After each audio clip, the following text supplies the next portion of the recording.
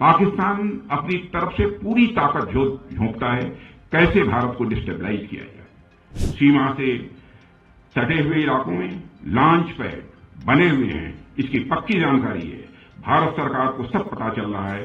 पाकिस्तान को इनको खत्म करना ही होगा, नहीं तो डाट डाट डाट।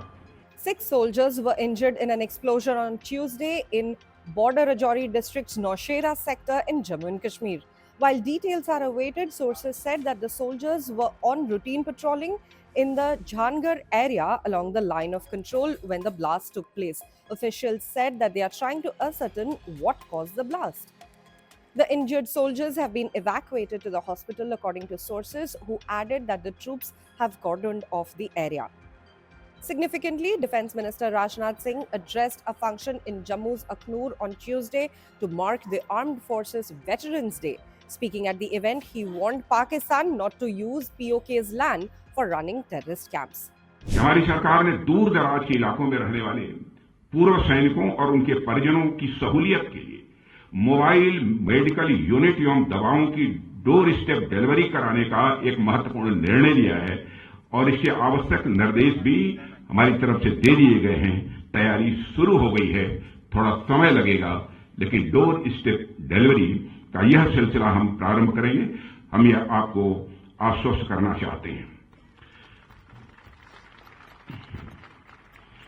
साथियों, जैसा कि आप सभी वेटरन्स अच्छी तरह समझते हैं कि 1965 में भारत पाकिस्तान युद्ध हुआ था और उसके 60 वर्ष पूरे हो गए। यह डायमंड जुबली ईयर है, हीरक जयंती वर्ष है। इसी अखनूर में 1965 में बेहद अहम लड़ाई लड़ी गई थी। पाकिस्तान की फौज ने ऑपरेशन ग्रैंड स्लैम के नाम से जो नापाक कोशिश इस अखनूर में की थी, उसे भारतीय सेना ने न केवल विफल किया, बल्कि एक नया मोर्चा खोलकर और आगे बढ़कर लाहौर तक पहुंचने में भी काफी कामयाबी हासिल की थी।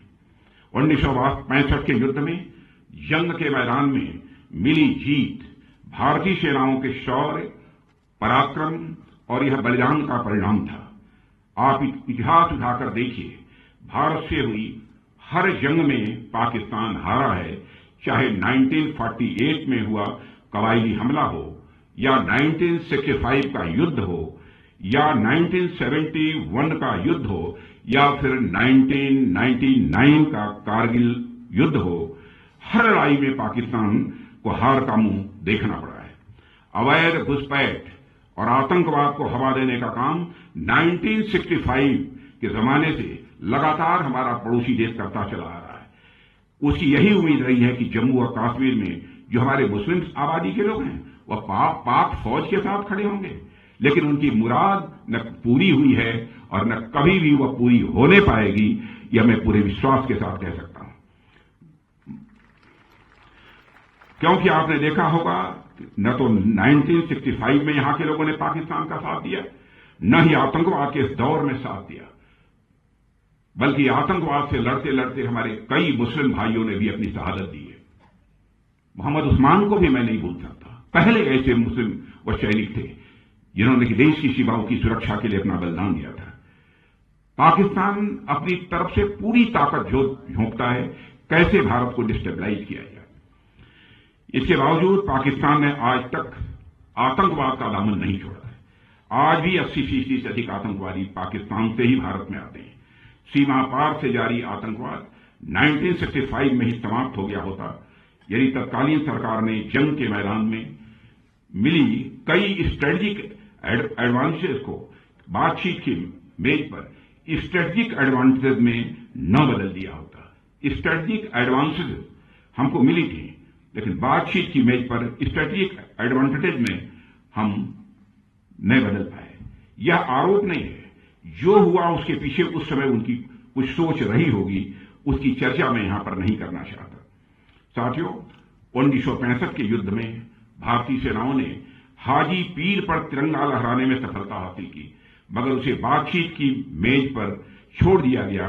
यदि न हुआ होता तो शायद आतंकवादियों की घुसपैठ के रास्ते उसी समय बंद हो गए होते, मैं ऐसा मानता हूं। इसकी शुरुआत हमने जम्मू और कश्मीर से धारा 377 समाप्त करके की है। आज यहां हालात काफी हद तक बदले हैं, इस सच्चाई को सभी को स्वीकार करना पड़ेगा। जम्मू कश्मीर बिना पीओके के अधूरा है, भारत के माथे का मुकुट मणि है।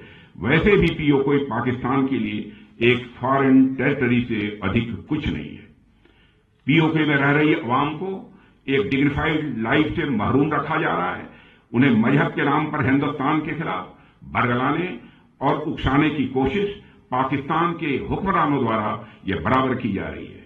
हाल ही में पीओके के इल्लीगल वजीर आजम अनवारुल हक ने हिंदुस्तान के खिलाफ जो जहर उगला है वह पाकिस्तान की ही साजिश का हिस्सा है। पीओके के वजीर आजम अनवारुल हक जो आज कह रहे हैं वही भारत विरोधी एजेंडा पाकिस्तान के हुक्मरानों ने जनरल जियाउल हक के जमाने से चलाया हुआ है। पीओके की जमीन का इस्तेमाल आतंकवाद का खतरनाक कारोबार चलाने में किया जा रहा है। यह बात आज मैं खुलकर कहना चाहता हूं। वहां आज भी आतंकवादियों के लिए ट्रेनिंग कैंप चलाए जा रहे हैं। सीमा से सटे हुए इलाकों में लॉन्च पैड बने हुए हैं, इसकी पक्की जानकारी है। भारत सरकार को सब पता चल रहा है। पाकिस्तान को इनको खत्म करना ही होगा, नहीं तो ...